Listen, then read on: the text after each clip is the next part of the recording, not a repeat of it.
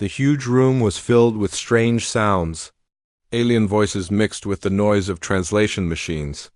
In the center of the circular platform stood Lisa Carter, the human ambassador. She looked very small compared to the giant alien creatures. Around her the beings from different worlds were all much bigger than humans. The Zephyrians had bodies made of crystal that clicked when they moved. The massive Gorlick aliens looked like walking mountains, and their deep voices shook the floor. All of them seemed to be laughing at Lisa. Council Prime Zeroth sat on the highest platform. His long tentacles moved in the air like angry snakes. He was clearly enjoying himself as he spoke to the crowd. The humans want to join our Galactic Defense Coalition, Zeroth announced. His voice carried across the room easily. This small species has barely learned to travel between planets.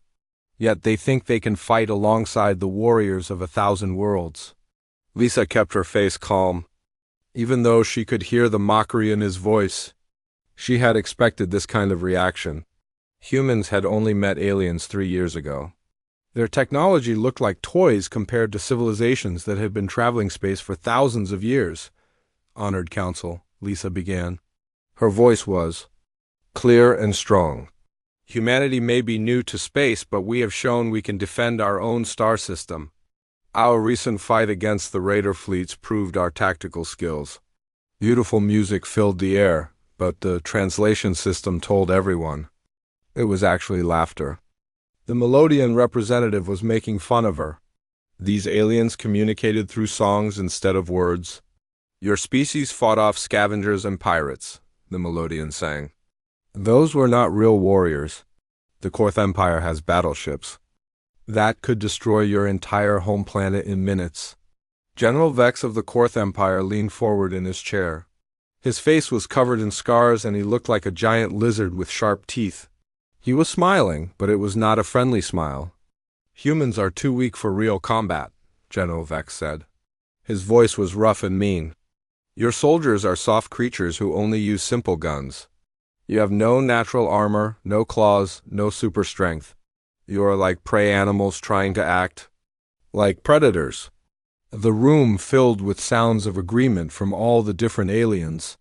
Lisa felt her jaw tighten with anger, but she kept her face calm. This was exactly what the leaders back on Earth had been worried about. Perhaps, Zeroth continued, if the humans really want to prove themselves, they could show us their combat skills. The trials of worthiness are open to any species that wants to join our coalition. Lisa's heart sank. She knew about the trials. They were famous across the galaxy for being brutal and deadly. Most warriors who entered the trials never came back alive.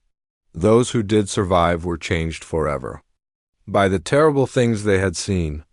The trials have 5 challenges, Zeroth explained. He sounded bored, like he was just going through the motions. Survival, stealth, combat, strategy, and the final test. Each challenge gets harder than the last. Your human representative would face opponents from across the galaxy.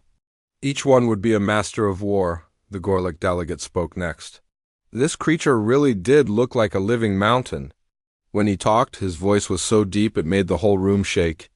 Send your greatest warrior, little human, the mountain creature said. Send your most elite soldier. Send your most decorated general. Send whoever you think represents the best of human military power.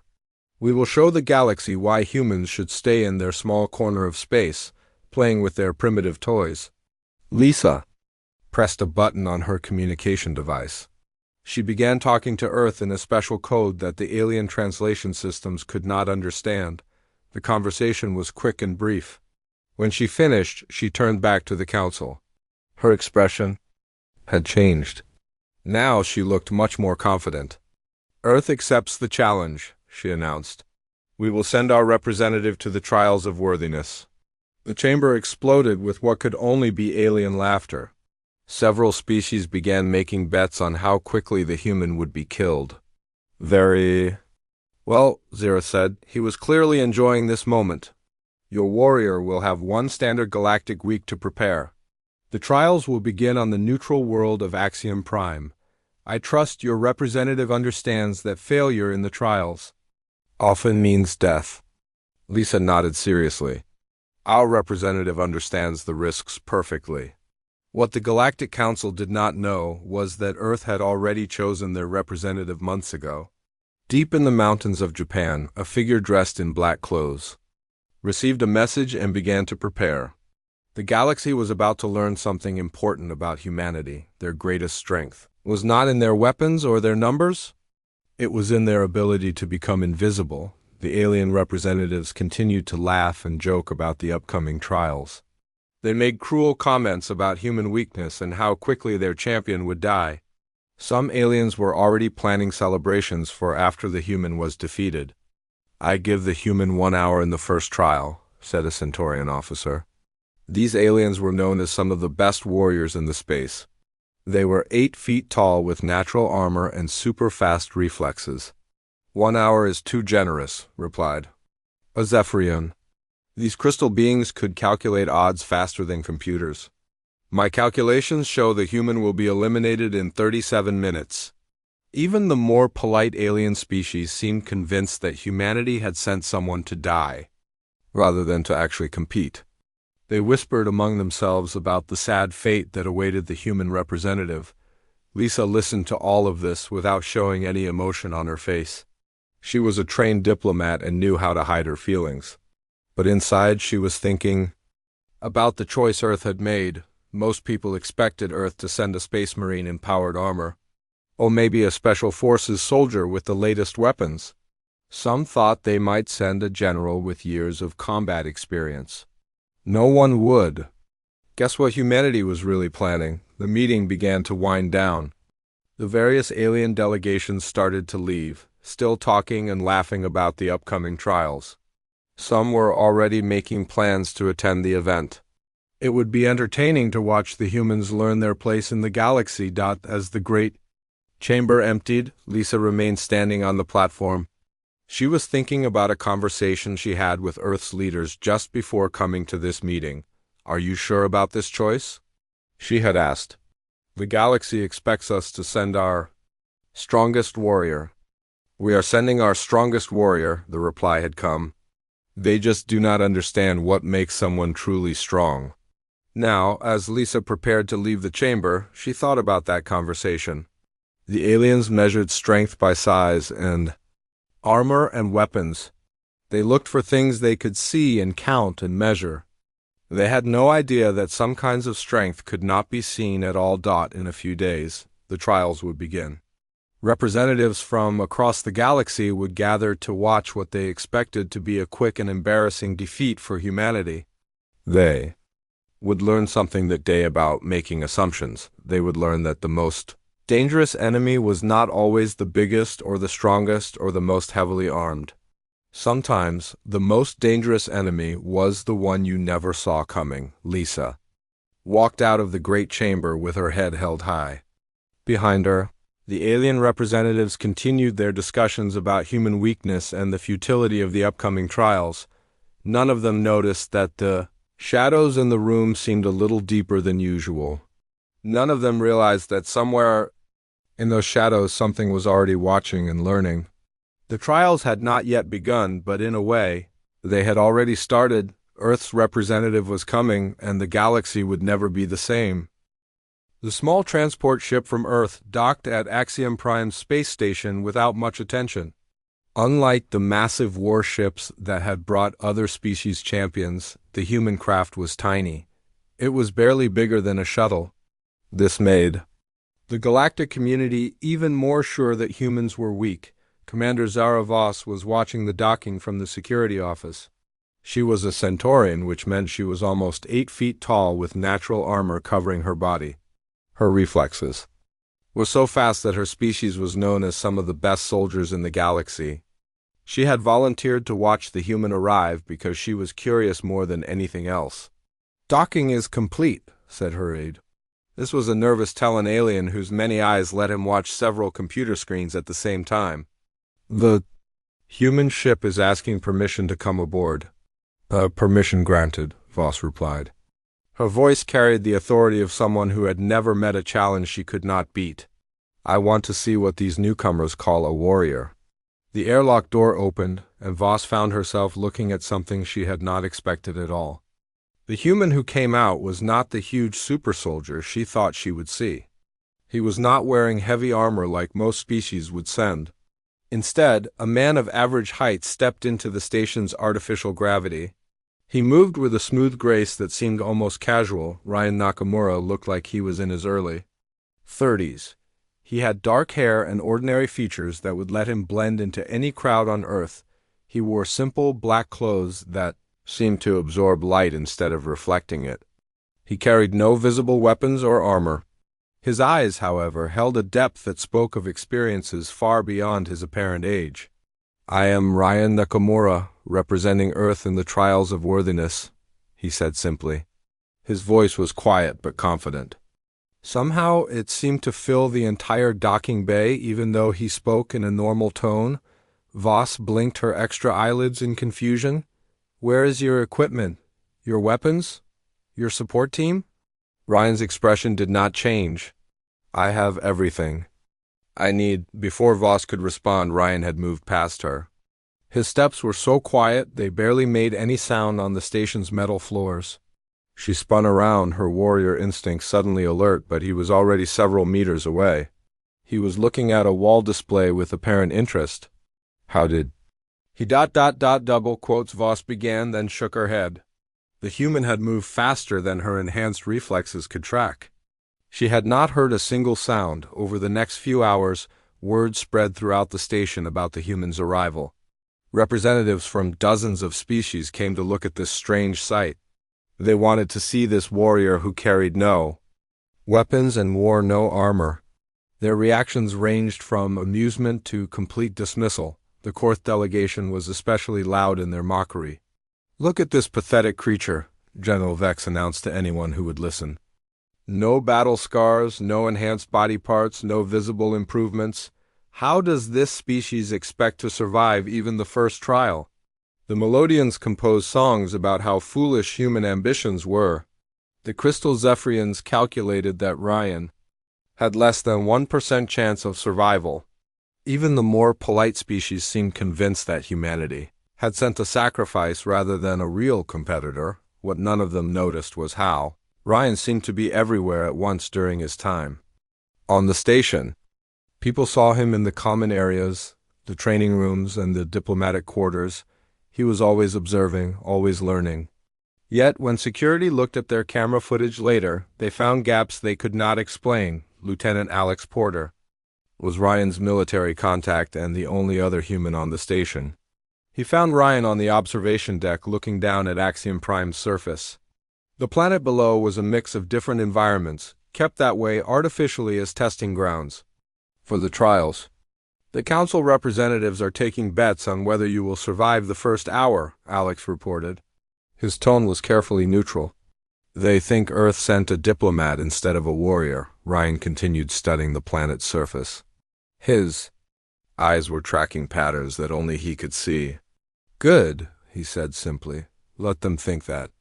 The betting odds are 3,000 to 1 against you completing all 5 trials," Alex continued.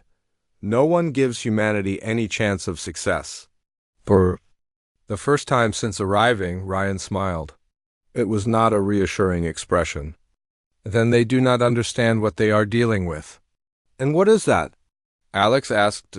Ryan turned away from the observation window.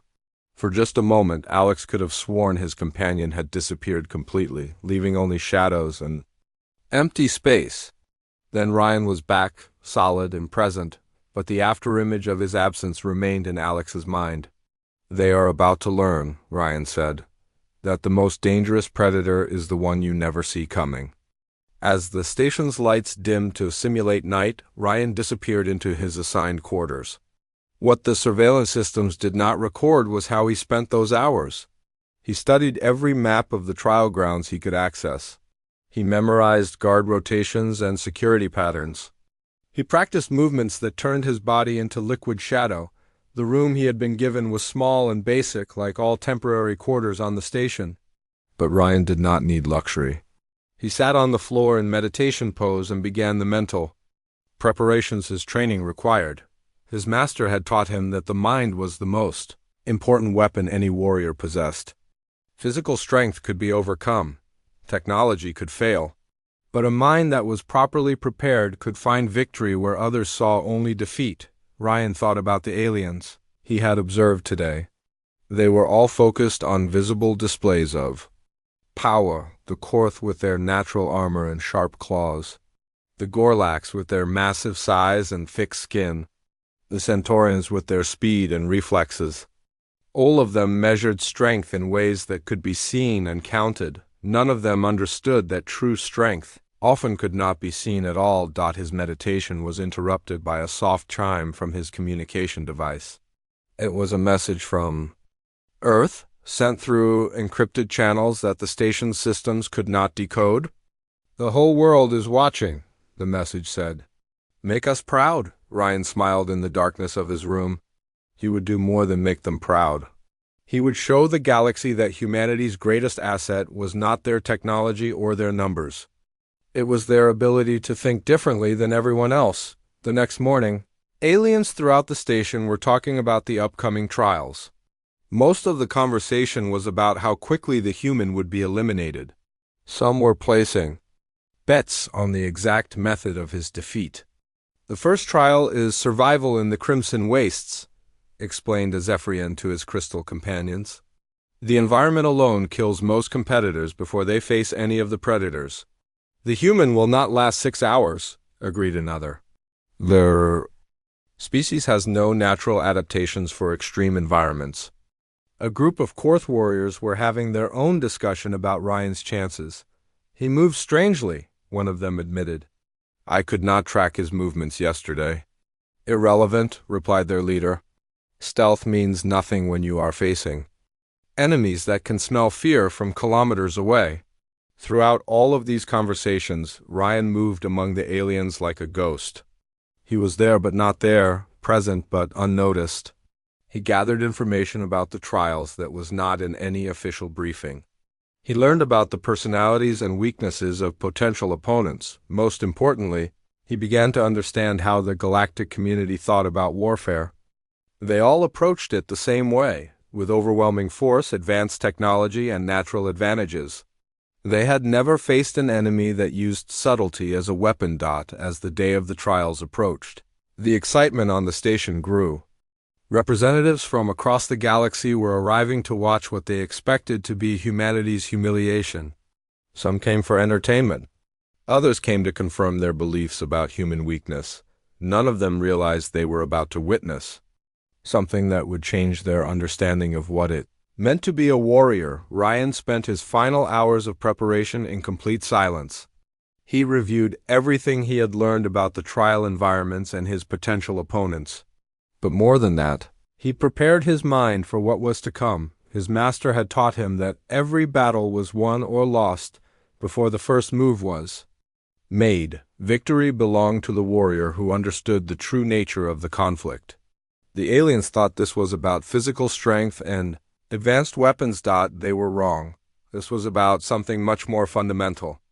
This was about the difference between being seen and being invisible, between making noise and moving in silence, between fighting like everyone expected and fighting like no one had ever imagined. The galaxy was about to learn that humanity's shadows were far more dangerous than their soldiers.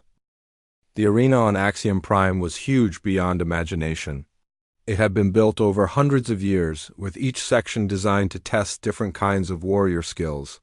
Thousands of spectators filled the viewing areas, representing every major species in the galactic community.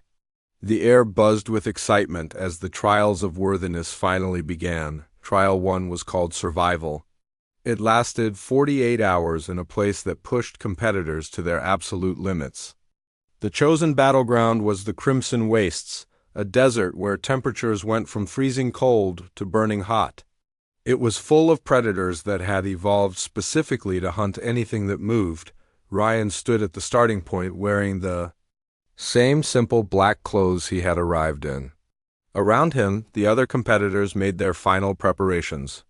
Captain Drac, the Korth warrior, checked his powered armor and energy weapons.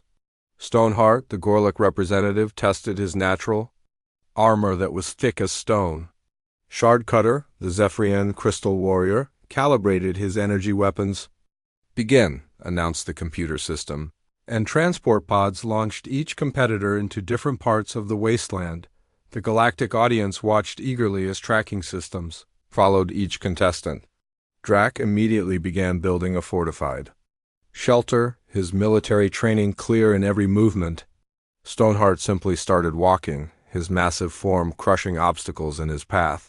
Shardcutter moved with mechanical precision, scanning for threats with enhanced sensors, and Ryan vanished.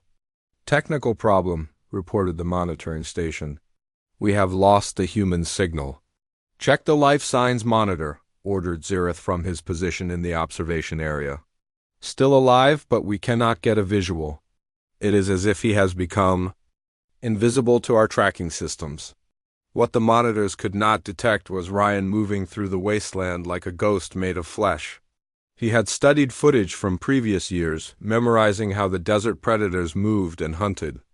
While other competitors fought or avoided the dangerous creatures, Ryan moved with them, using their presence to hide his own movements.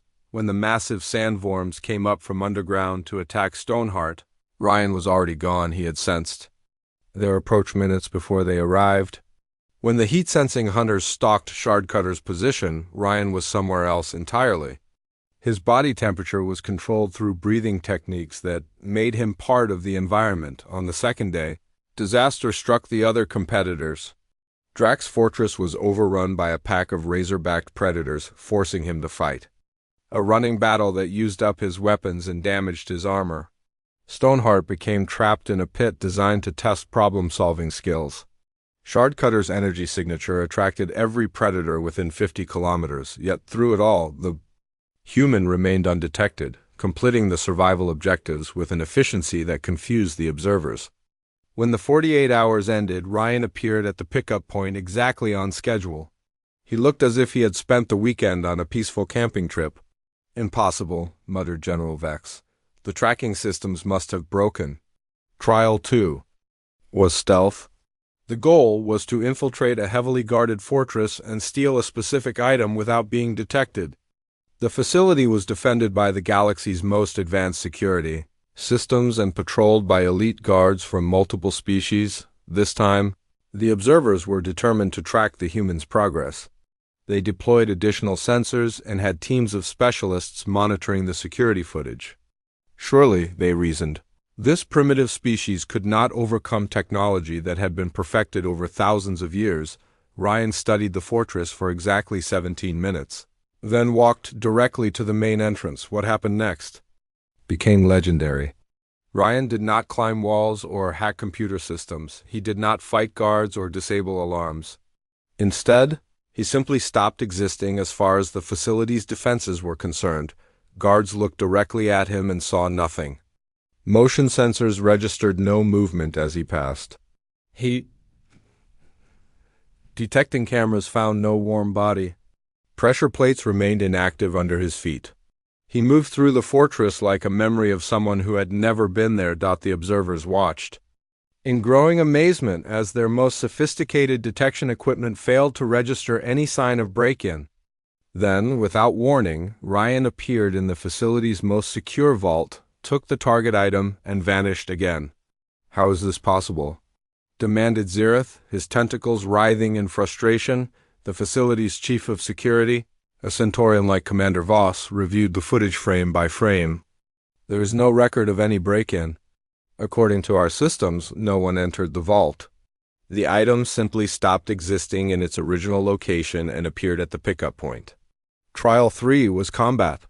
This meant direct fighting with a series of opponents, each one deadlier than the last. This was where the galactic community expected the human to finally fail. Physical combat was the ultimate test of warrior ability, and humans had no natural advantages in this area. Ryan's first opponent was a Korth lieutenant, a 7-foot-tall lizard warrior with natural armor and enhanced strength. The creature charged forward with a roar that shook the arena. His claws extended for a killing strike. Ryan was not there. The Korth warrior stumbled, confusion clear in his posture as he searched for his opponent. The crowd leaned forward, trying to spot the human among the shadows of the combat arena. Then, without warning, the 4th lieutenant collapsed, unconscious but unharmed. What happened? Demanded someone from the audience? The replay showed nothing? One moment, the 4th was searching for his opponent, the next he was falling to the ground. The sensors detected no impact, no energy blast, no physical contact of any kind. Ryan's second opponent, a Gorlek warrior built like a tank, suffered the same fate. So did the third, a Melodian fighter whose sonic attacks could shatter stone. One by one, Ryan's opponents fell without anyone being able to explain how. Only the most observant watchers began to notice the pattern. Each opponent collapsed at the exact moment when they had turned their back to a shadow, or when they had paused in a position that left them momentarily vulnerable. Ryan was not fighting them in any normal sense. He was simply being where they could not see him, striking from angles that should not have existed. The audience began to murmur among themselves. What they were seeing did not match any fighting style they knew. The human was not using superior strength or advanced weapons. He was not even visible most of the time. Yet he was winning every single fight. This violates the laws of physics, complained a Zephyrian scientist. Matter cannot simply appear and disappear at will? Perhaps their instruments are malfunctioning, suggested a Melodian observer. There must be a technological explanation. But the more they watched, the more it became clear that this was not about technology at all. Ryan was doing something that their science could not explain and their military thinking could not counter. By the end of the third trial, the galactic community had fallen silent. The human had achieved perfect scores in all 3 challenges, showing abilities that defied explanation. More importantly, he had done so without violence, without advanced technology, and without breaking any of the trial rules. This is impossible, General Vex stated flatly. No species has these abilities naturally. Ambassador Lisa Carter, watching from the diplomatic section, allowed herself a small smile. The galaxy was beginning to understand that humanity's greatest weapon was not their technology or their numbers. Commander Voss found herself thinking about her brief encounter with Ryan at the docking bay. She had dismissed him as unremarkable, just another soft human with no natural advantages. Now she was beginning to understand that she had completely missed the point. The human was not trying to be remarkable. He was trying to be invisible. And in that invisibility lay a kind of power that none of them had ever encountered before. How does he do it? Asked a young Centaurian officer who had been watching the trials with growing amazement. Voss thought about the question for a long moment. I think, she said slowly, he does it by not doing it. He wins by not fighting. He succeeds by not trying to succeed in ways we understand. The officer looked confused. That makes no sense. Exactly, Voss replied, and that is why it works. As the arena prepared for the 4th trial, word was spreading throughout the galactic community. The human was not just surviving the trials. He was redefining what it meant to be a warrior. Representatives from distant worlds were arriving to witness this impossible phenomenon. Some came out of curiosity. Others came out of fear. All of them came because they had never seen anything like Ryan Nakamura before. The galaxy was learning that there were kinds of strength that could not be measured, kinds of power that could not be detected, and kinds of victory that could not be understood using conventional thinking. 2 trials remained, and everyone knew that whatever happened next would change their understanding of warfare forever. Trial 4 was strategy. This was a complex military simulation where Ryan would command holographic forces against some of the galaxy's most brilliant tactical minds. The arena transformed into a 3-dimensional battlefield where every decision could be observed and analyzed by the watching crowd. The galactic community had finally found something they understood. Military strategy was a science, refined over millions of years of space warfare. Surely this was where the human's strange abilities would prove insufficient. Raw talent might carry someone through the physical challenges, but commanding armies required knowledge, experience, and the kind of tactical genius that only came from centuries of study. Ryan's opponents were legendary. General Vex of the Andromedans had never lost a campaign in 300 years of service. Strategos Nix of the Vale Nebula Confederation had written the books that every military academy used to teach warfare. Prime Calculator Zen of the Machine Worlds could process tactical data faster than most computers. The first simulation began. It was a planetary siege where Ryan commanded the defending forces. The attacking army was a mixed force representing a dozen different species, each with their own strengths and fighting styles. The challenge was considered impossible. The defenders were outnumbered 10-1 and had limited resources. Ryan studied the battlefield for less than a minute, then began giving orders. What followed went against every rule of military strategy. Instead of gathering his forces together or building defensive positions, Ryan scattered his troops across the planet in seemingly random patterns. He divided his already outnumbered forces into dozens of small units, each operating independently with no apparent coordination. "The human has already lost," announced General Vex confidently. Dividing your forces when facing superior numbers is the most basic mistake possible. The attacking forces landed and began their assault, expecting to sweep aside the scattered defenders with overwhelming force. Instead, they found themselves fighting ghosts. Every time they thought they had found a defender unit, it vanished before they could engage. Supply lines came under attack from directions that should have been impossible. Command posts were infiltrated and destroyed by forces that had appeared out of nowhere. Within 6 hours, the invasion force was in complete chaos. Their overwhelming numerical advantage had become a problem, as they could not locate their enemies to use their superior firepower. Unit commanders reported fighting the same defender. Forces multiple times in different locations, suggesting impossible movement speeds. "How are they moving so quickly?" demanded the simulation's invasion commander, a holographic version of General Vex himself. They were not moving quickly at all. Ryan had simply realized that in a holographic simulation, the laws of physics were suggestions rather than absolute rules. His scattered forces were not dividing, they were multiplying. Each unit existed in several states at the same time, appearing wherever they were needed while vanishing from locations where they would be vulnerable. The invasion collapsed after 12 hours with the attacking forces unable to secure a single objective. The observers watched in stunned silence as Ryan achieved what should have been tactically impossible. "The simulation must be broken," Strategos Nix insisted.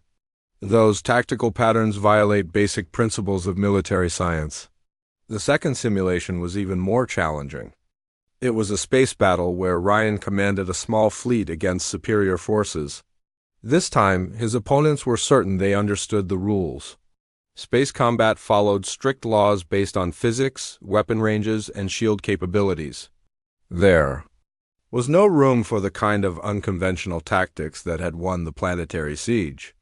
Ryan's fleet consisted of 12 light cruisers facing a force of 30 heavy battleships. The enemy formation was perfect. They had overlapping fields of fire, coordinated shield systems, and superior positioning. Any conventional attack would result in the complete destruction of Ryan's forces within minutes. Ryan ordered his ships to retreat. The pursuing enemy fleet found itself chasing shadows through an asteroid field. Ryan's vessels appeared and disappeared among the space rocks, never engaging directly but always staying just out of reach. The enemy commanders grew frustrated, pushing deeper into the field in their determination to corner the fleeing humans. "Cowardly tactics," General Vex commented. "The human is simply delaying the inevitable." Then the asteroids began to move. Ryan had not been retreating at all. He had been positioning his fleet to use the asteroid field's gravitational dynamics, turning the space rocks into weapons. What the enemy had thought was a pursuit became a carefully planned collapse as modified. Asteroid paths created a cascade effect that trapped the larger ships in an ever-tightening net of debris. By the time the enemy commanders realized what was happening, it was too late. Their superior firepower was useless against targets they could not hit, and their heavy armor became a problem in the confined space. Ryan's lighter vessels danced between the asteroids, striking precisely where their enemies were vulnerable and vanishing before retaliation was possible. The battle ended with the complete destruction of the enemy fleet. While Ryan's forces suffered 0 casualties, the third simulation pushed the complexity even further. It was a multi-dimensional conflict where Ryan commanded forces across several different planes of existence at the same time. This was considered the ultimate test of strategic thinking, requiring commanders to process information and make decisions across multiple reality frameworks. Ryan closed his eyes and seemed to enter a meditative state. What the observers could not see was how his consciousness expanded to encompass all dimensions of the battlefield at once. Where other commanders struggled to track forces across different planes, Ryan simply existed in all of them simultaneously. His tactical awareness became absolute, allowing him to coordinate attacks that struck from angles his enemies could not perceive or defend against. The simulation ended in less than an hour with Ryan achieving complete victory across all dimensions. His opponents never even understood what they had been fighting against. "This is not possible," Prime Calculator Zan announced, his mechanical voice carrying an edge of something that might have been fear. "The computational requirements for multidimensional tactical awareness exceed the capabilities of biological intelligence." Ambassador Lisa Carter leaned forward in her observation seat. The galaxy was finally beginning to understand what they were dealing with. Ryan was not just using unconventional tactics. He was operating on principles that the galactic community had never encountered. The human does not think like a military commander. Observe Strategos Nix, her voice filled with a mixture of admiration and unease. He thinks like something that exists outside normal tactical frameworks. The audience was beginning to understand that they were witnessing something unprecedented. Every assumption they had made about warfare and strategic thinking was being challenged by this quiet human who seemed to rewrite the rules simply by ignoring them.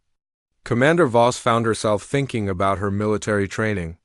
Everything she had learned about tactics was based on accepted principles that had been proven over thousands of years of warfare. Yet here was someone who achieved victory by doing exactly the opposite of what any rational commander would do. "How does he do it?" asked the young Centaurian officer beside her. Voss thought about the question carefully. "I think he does it by not accepting that the rules exist in the first place. We all fight within the boundaries of what we believe is possible. He fights as if those boundaries do not exist." As the fourth trial concluded, the arena fell silent. Ryan had achieved perfect scores in strategy, just as he had in the previous 3 challenges. More importantly, he had done so using methods that challenged every assumption the galactic community held about warfare and tactical thinking. The aliens in the audience were no longer laughing or making jokes about human weakness. Instead, they were beginning to feel something they had not expected: fear, not fear of Ryan himself, but fear of what he represented. If humans could think this differently about warfare, what else might they be capable of? General Vex leaned back in his observation chair, his reptilian features showing deep thought. "We measured him by our own standards and found him lacking. We never considered that he might be operating by completely different principles." Xerith's tentacles hung motionless as he processed what he had seen. The Council had expected to demonstrate human weakness to the galaxy. Instead, they had revealed something far more disturbing. Humanity might be operating on a completely different level of strategic thinking than any other species. One trial remained. The final test? And for the first time since the trials had begun, the observers were genuinely afraid of what they might see. The final test was different from the others. It was designed to push competitors beyond their absolute limits and reveal the true nature of their strength. It was said that no one who entered the final test emerged unchanged, and many who entered never emerged at all. As the arena began to transform once more, the galactic community realized they were about to witness something that would change their understanding of what it meant to be a warrior. Ryan had already proven that human strength could not be measured by conventional standards. The final test was different from the previous 4 trials, where the others had been specific challenges with clear goals. The 5th trial was designed to push competitors beyond their absolute limits and reveal the true nature of their strength. It was said that no one who entered the final test came out unchanged, and many who entered never came out at all. The arena transformed once more, becoming something that was hard to describe. Reality itself seemed flexible here, with gravity shifting, time flowing at different speeds in different areas, and the very air taking on properties that challenged perception. This was a place where the laws of physics bent to the will of ancient technologies, where the boundary between possible and impossible became meaningless. Ryan stood at the center of this impossible space, still dressed in his simple black clothes, still carrying no visible weapons or equipment.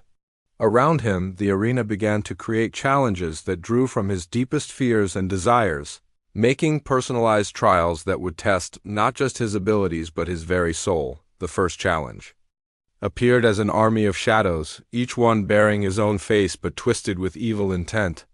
They moved with his own fluid grace, possessed his own knowledge of stealth and combat, and seemed to know his every move before he made it. Fighting them would be like fighting himself, but versions of himself that had embraced darkness completely. Ryan stood perfectly still as the shadow army surrounded him, their dark eyes reflecting his own, but filled with a hunger he had never felt. They began to close in, weapons appearing in their hands, techniques at their disposal that mirrored his own training, but stripped of all restraint and honor. Then Ryan smiled, and the shadows stopped. "You are not me," he said quietly. "You are fear given form, doubt made real. You are what I might become if I forgot why I fight." The shadows hesitated, confusion rippling through their ranks.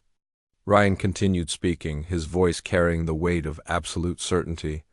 "I am not a warrior because I can kill. I am a warrior because I choose when not to kill. I am not dangerous because I can destroy. I am dangerous because I can protect. You are nothing but the absence of that choice." The shadow army began to dissolve, their forms losing shape as Ryan's words stripped away their power. They had been born from his inner doubts about his own nature, fed by years of training in techniques that could easily be used for evil. But Ryan had never forgotten that true strength came from discipline, not power. The second challenge was more subtle. The arena became his childhood home in the mountains of Japan, perfect in every detail down to the sound of wind through the bamboo grove. His master, Kenji Yamamoto, appeared exactly as Ryan remembered him. He was ancient, wise, and carrying the weight of traditions that stretched back centuries. "You have forgotten your purpose," the vision said, its voice carrying the exact tone that had guided Ryan through decades of training. "You perform for aliens who will never understand the true way. You dishonor your ancestors by reducing sacred arts to mere spectacle." This attack was far more dangerous than the Shadow Army. It struck at the heart of everything Ryan believed about his mission and his purpose. For a moment, doubt flickered through his resolve. Was he betraying his training by using it in this context? Had he become nothing more than a performer in an alien circus? Ryan closed his eyes and reached deeper into his memories, past the vision's words to the true lessons his master had taught him. "The way of the shadow serves life," he said, opening his eyes to meet the false master's gaze. "It protects those who cannot protect themselves. It stands between the innocent and those who would do them harm. You speak of honor, but you counsel abandonment of those who need protection. You are not my master's voice. You are my own pride, trying to convince me that purity matters more than purpose." The false master began to fade, its form losing definition, as Ryan rejected the prideful isolation it represented. His real master had taught him that the greatest warriors were those who used their strength in service of others, not those who hoarded their skills like treasures. The third challenge was the most difficult yet. The arena filled with visions of Earth under attack, cities burning, friends and family crying out for help that would never come. The scenes were vivid and emotionally devastating, showing in horrible detail what would happen if Ryan failed, if humanity was denied membership in the Galactic Defense Coalition. "You are alone," whispered voices from the flames. "One person cannot save an entire species. You carry the weight of billions on your shoulders and you will fail them all. You are not enough. You have never been enough." Ryan felt the weight of those words, the crushing responsibility that had driven him to this moment. The fear was real. He was just one person facing challenges that seemed designed for gods. How could he possibly represent the hopes and dreams of his entire species? But then he remembered something his master had told him long ago during his first lesson. In the ancient arts, the shadow exists not to replace the light, but to make the light more precious by its contrast. I am not alone, Ryan said, his voice growing stronger with each word. I carry not just my own strength, but the strength of every human who dared to reach for the stars. I am not fighting as one person. I am fighting as the representative of a species that refuses to accept limitations. The shadow I cast is shaped by the light behind me. The visions of destruction faded, replaced by images of hope. Humans working together, building, creating, reaching always towards something better. Ryan felt their presence with him, not as a burden, but as a source of strength that had no limits. The final challenge was the most unexpected. The arena became completely empty, a void without form or substance. In this nothingness, Ryan faced not an external challenge, but the ultimate test of his own nature. Here, there was nothing to fight, nothing to overcome, nothing to prove himself against. There was only the question of who he truly was when stripped of all external validation. Ryan sat down in the center of the void and began to meditate, just as he had done countless times in the mountains of his youth. Time became meaningless. Space lost all reference points. In this place beyond places, Ryan encountered the deepest truth of his training. He was not a ninja because of his abilities. He was not a warrior because of his skills. He was not dangerous because of his techniques. He was all of these things because he had chosen to be responsible for something greater than himself. The void began to fill with light, not the harsh brightness of suns, but the gentle glow of understanding. Ryan opened his eyes and stood, his movements fluid and certain. I am ready, he said to the empty arena. The final test ended not with victory or defeat, but with acceptance. Ryan had faced every aspect of his own nature and emerged not unchanged, but more completely himself than ever before. As the arena returned to its normal state, the galactic observers sat in absolute silence. They had witnessed something that went beyond their understanding of warfare, strategy, or even consciousness itself. The human had not just completed the trials. He had redefined what it meant to be a warrior. Zereth's tentacles hung motionless as he processed what he had seen. The human has achieved perfect scores in all 5 trials, he announced, his voice carrying none of its earlier mockery. This is unprecedented in the history of the Galactic Council. General Vex leaned back in his observation chair, his reptilian features thoughtful. We measured him by our own standards and found him wanting. We never considered that he might be operating by completely different principles. Ambassador Lisa Carter stood, her diplomatic composure finally cracking to reveal the pride and relief she felt. Honored Council, I believe this demonstration has answered any questions about humanity's qualifications for coalition membership. Zereth nodded slowly. Indeed. The question now is not whether humanity deserves a place among the defenders of the galaxy, but whether the galaxy deserves the protection of humanity. As Ryan walked from the arena, still dressed in his simple black clothes, still carrying no visible weapons or equipment, the representatives of 100 worlds began to understand a fundamental truth. The most dangerous predator was not the one with the biggest claws, or the heaviest armor. It was the one you never saw coming until it chose to reveal itself. And humanity had just announced its presence to the galaxy.